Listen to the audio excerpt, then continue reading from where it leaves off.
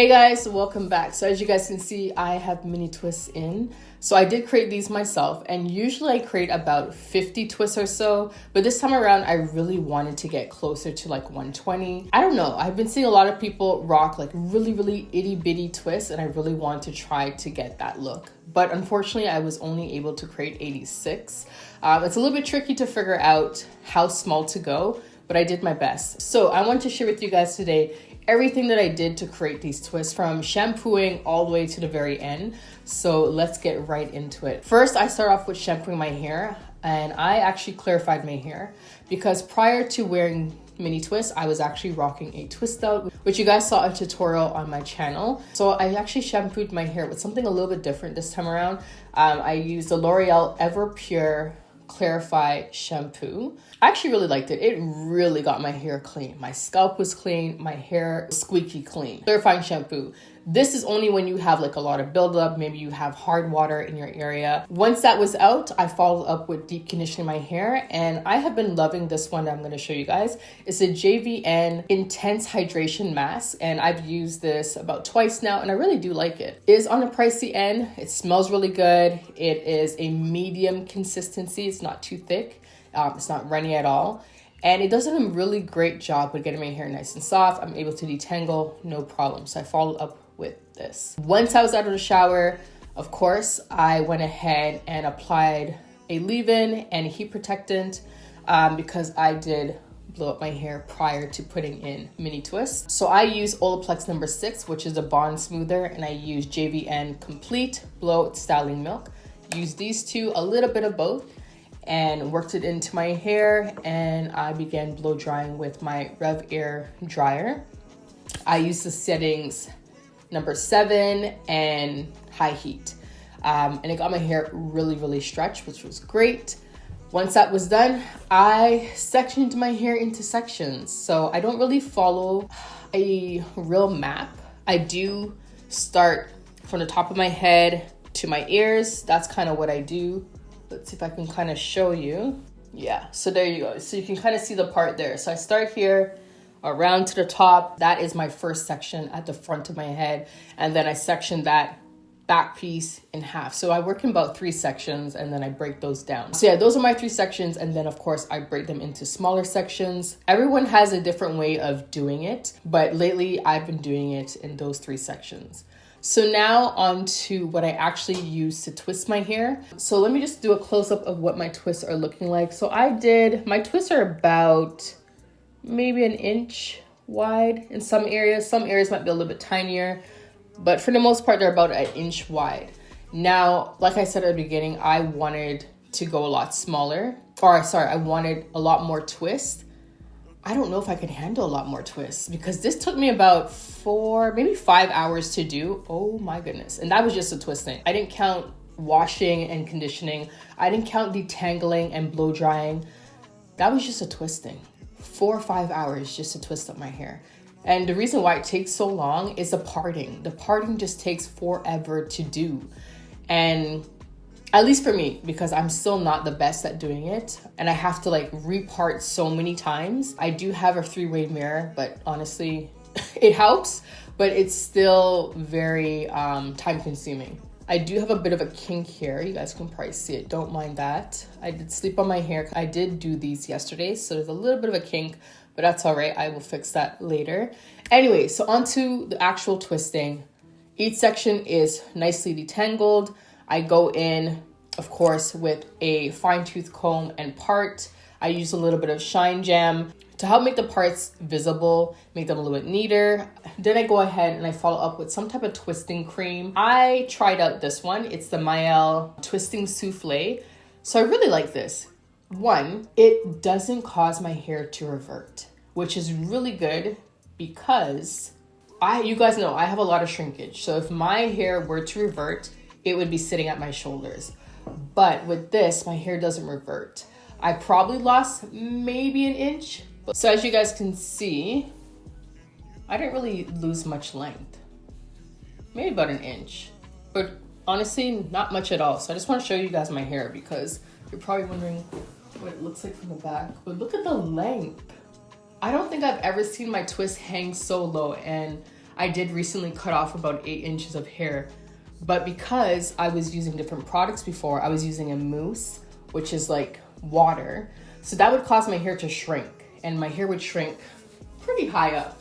So that is why I like this twisting souffle. It's the first time I'm using it. I've had it for a little while, never got a chance to use it because I have so many products. But I did try it out for my twist. I'll show you guys what it looks like. So as you guys can see, it's pretty thick. It looks like it could be a deep conditioner. It does contain water. I actually have to check it. I'm like, my hair isn't reverting. I was applying it to my hair and applying a little bit more. I'm like, my hair feels really good.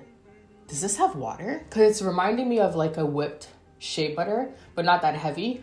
But no, water is the first ingredient. And then after that, you have aloe vera juice.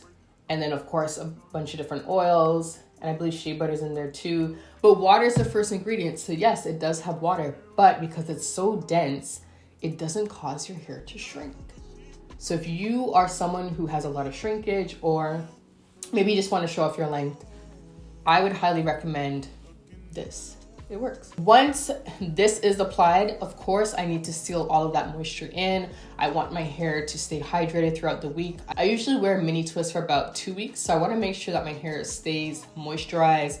I want it to stay soft. Also, I want there to be a bit of a shine to it. So then I follow up with the Hibiscus Fusion hair oil. It's an oil that I make and I also sell, and it's 40% off right now if you want to get your hands on one. But I follow up with this oil to seal all of that moisture in and, you know, give my hair a nice little shine and add a really nice tropical smell. And then, of course, I go ahead and twist up each section. Pretty much do all of that all the way around my whole entire head until I was done. I usually start at the back of my head and work my way forward. I've been seeing a lot of people recommend starting with the front. When you start doing your hair, you're full of energy, you're excited, you're ready, you know, you're ready to whatever, start your hair. And by time you're getting closer to finishing, you're tired and you just want to be done. So then you don't take your time, you're not as patient, and the parts aren't as nice sometimes, at least for me. This time I decided to start the front where I'm full of energy, I'm ready, I'm excited to start my hair. And then when I get to the back, you can't really see the back because of course hair is hiding the parts back here. And back there I could be a little bit lazy. I don't have to part as straight as the front. So yeah, it just makes sense starting at the front and then working your way to the back where it's kind of hidden. So that's a tip I would give you guys. Start at the front, work your way to the back, work in sections, section your hair as much as you can. Try out like a twisting souffle, something that contains water, of course, because you cannot moisturize your hair without something that has water. Oils are not moisturizing, they are sealants. So use something that is thick, heavy, but contains water so that way you don't have shrinkage. If you don't care about shrinkage, use a mousse because you get really great definition with mousse. Also, if you can get yourself a 3-way mirror, great. They're on Amazon, that's where I got mine. It really helps you to see all around your head, and it really helps with making the parts as crisp as possible. Also using some type of jam, some type of gel to help you with your parts. This really helps. You do your part, put a little gel on that area, and then part again, and you'll notice a huge difference. Part comes out a lot neater, a lot sharper. You also want to make sure that you're using something that has a really sharp point. Not sharp enough that it's gonna like scratch your scalp, but sharp enough so that way you can create pretty defined parts. So this comb, for example, I don't even know where I got this. I think beauty supply store. So it has a nice sharp end and also has a nice sharp tooth in the front. That is how I did my hair. But for nighttime, what I like to do is pretty much throw on a jumbo bonnet. So I have this one from my store, Wake Up Curly. It's just a jumbo satin bonnet, and the reason why I went with the jumbo one is just that I want my hair to be able to move around freely without getting kinked too much. If I have something that's smaller, then my hair is going to be bunched up inside of my bonnet, and it's a lot easier to kink when it's tight, if you get what I mean. With a jumbo bonnet, my hair lays pretty flat. As you guys can see, I have a bit of a kink here because I just use the bonnet alone. But what you can do is put your hair in a low ponytail. You don't actually have to put a ponytail in, but just kind of put it in like imaginary ponytail, just like that, and put a satin scarf on the front, and then throw on your jumbo bonnet and go to sleep. And that's it. Of course, everyone's results are going to vary because we all sleep differently. Some of us sleep on our back, our sides. I'm a side sleeper, so my sides get kinked a little bit easier. If you are someone that sleeps on your back, your ends might get kinked. If you're someone who sleeps on this side where you have most of your hair, this side might lay flat against your head, this is the side that I usually sleep on. I'm usually on this side. So this side, as you can see, it's laying nice and flat. I don't know what happened here, to be honest. I don't know why this got kinked.